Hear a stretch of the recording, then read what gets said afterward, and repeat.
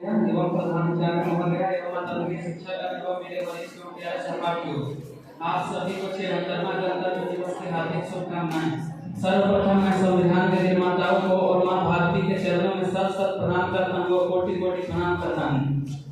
उन अमर शहीदों को जिन्होंने मां भारती के आन बान और शान के लिए अपने प्राणों को बलिदान कर दिया। स्कूल प्रांगण में उपस्थित समस्त गुरुजनों एवं समस्त श्रोताओं को बारंबार अभिनंदन करता हूं। भारतीय संविधान के निर्माण के लिए डॉक्टर भीमराव अंबेडकर की अध्यक्षता में संविधान प्रारूप समिति गठित की गई। 2 वर्ष 11 माह 18 दिन की अवधि में भारतीय संविधान बनाकर तैयार किया गया। 26 नवंबर 1949 को संविधान बनाकर तैयार किया गया। 26 नवंबर 1949 को भारतीय इतिहास में संविधान दिवस या कानून दिवस के रूप में मनाया जाता है। भारतीय संविधान विश्व का सबसे बड़ा लिखित संविधान है। भारतीय संविधान को 26 जनवरी 1950 को मनाने का निर्णय लिया गया क्योंकि 26 जनवरी 1930 को पूर्ण स्वराज की घोषणा की गई थी और पूर्ण स्वराज की घोषणा के कारण ही 26 जनवरी के दिन को भारतीय संविधान बनाने का निर्णय लिया गया।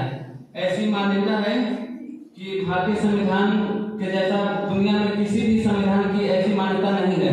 जैसे भारत के संविधान की एक और मान्यता है कि इसमें विभिन्न संविधान की अच्छी बातों को जगह दी गई है। जैसे संसदीय प्रणाली ब्रिटेन से ली गई है, मौलिक अधिकार अमेरिका से ली गई है और मौलिक कर्तव्य तथा कथित सोवियत संघ रूस से ली गई है। भारत के संविधान में सबको समान शिक्षा और सबको समान अधिकार प्रदान किए गए हैं।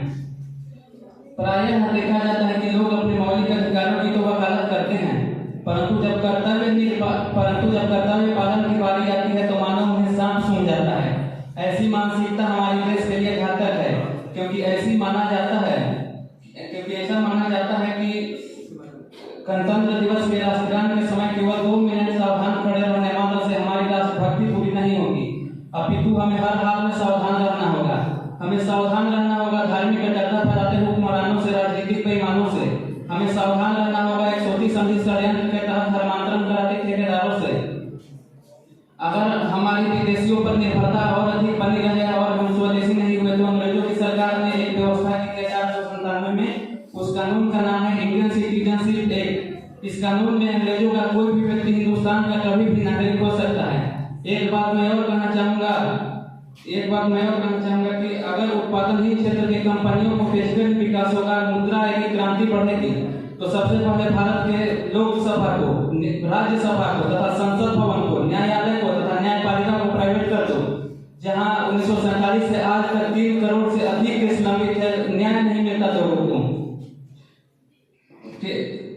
हमारी विदेशी निर्भरता जब तक नहीं घटती है तब तक हम आजाद नहीं हो सकते।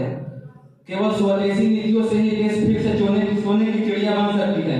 हमारी गरीबी इसलिए नहीं है कि हम जनसंख्या में ज्यादा हैं, हमारी गरीबी इसलिए है क्योंकि हमारे यहाँ भ्रष्ट राज्यकारणी पैदा हो गए हैं। इन भ्रष्ट राज्यकारियों ने, इन भ्रष्ट अधिकारियों ने, इन पूरे भ्रष्ट प्रशासन तंत्र ने इस देश को गुलाम बनाया है।